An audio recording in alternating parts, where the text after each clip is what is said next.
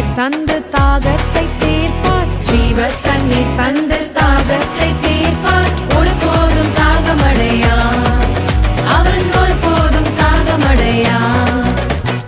5000 பேருக்கு 5 அப்பம் 2 மீனத்தான். 5000 பேருக்கு 5 அப்பம் 2 மீனத்தான். 5000 பேருக்கு